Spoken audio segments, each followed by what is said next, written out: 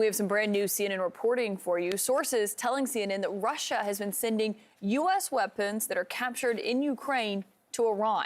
CNN's Natasha Bertrand has this reporting. Natasha, so obviously the U.S. has been sending a lot of weaponry to Ukraine since Russia invaded. What exactly are the Russian forces doing here? Yeah, Caitlin, so what we're told by 4 different sources is that the Russians have been capturing U.S.-made, U.S.-provided equipment on the battlefield in certain instances and sending that equipment to Iran. Now, these are smaller items. These are things like shoulder-fired missiles, like Javelin anti-tank missiles and Stinger anti-aircraft systems, and also the NATO equivalent, right? Because NATO is also providing some of the similar equipment. So they're taking this equipment that sometimes the Ukrainians are forced to leave behind on the battlefield, whether because they are overrun or they simply need to withdraw quickly. And they're sending that equipment in many instances to Iran, likely so that Iran can then reverse engineer that equipment so that they can potentially reproduce it and make their own kind of version. Now, the Russians are doing this because they want Iran to continue to help them in their war in Ukraine, right? This is part of the growing defense partnership that we have seen between Iran and Russia, and it really has intensified over the last year, with Iran providing hundreds of drones to Russia, other equipment, and Russia now looking to kind of pay that back to Iran by providing them with these Western types of equipment so that the Iranians can basically take them apart and try to reverse engineer them. And have they done this before, reverse engineer Western weapons?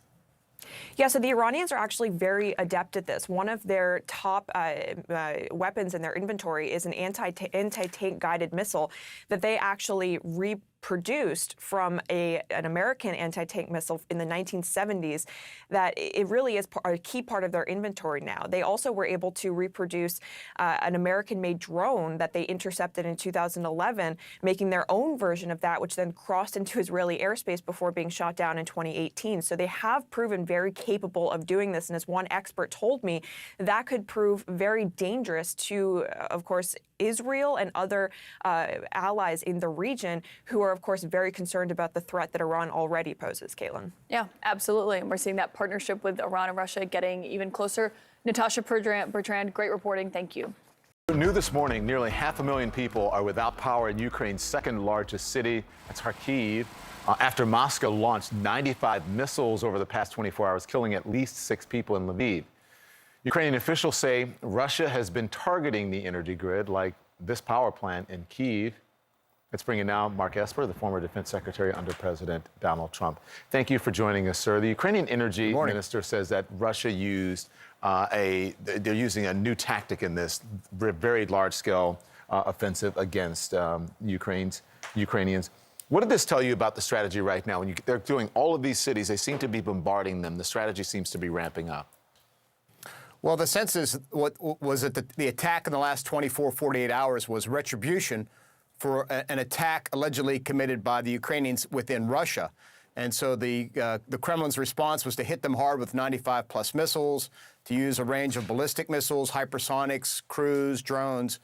And what you find out when you dig a little bit deeper is that they're actually using air defense missiles and anti-ship missiles to attack Ukraine's infrastructure. And it tells you that their stocks seem to be fairly depleted.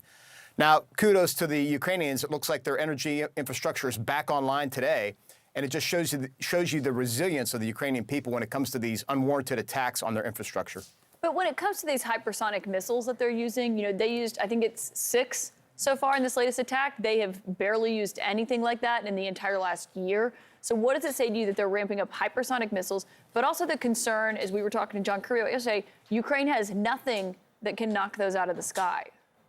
Right. Look, they're very hard to defeat. They travel at 5 times the speed of sound, up to 10 times the speed of sound. Very difficult to knock out of the air. It's a challenge that we in the United States military were looking at as well, because we know that China is also developing hypersonic weapons. So it's going to remain a challenge. The fact that they haven't used more of them is surprising. But this, again, calls for the need to Ukraine to get the air defenses it needs. I don't think they still have Patriot air defense systems. Not that Patriot could defeat hypersonics, but still, there's much more we need to give and provide the Ukrainians in order to beat back the Russian assaults. Yeah.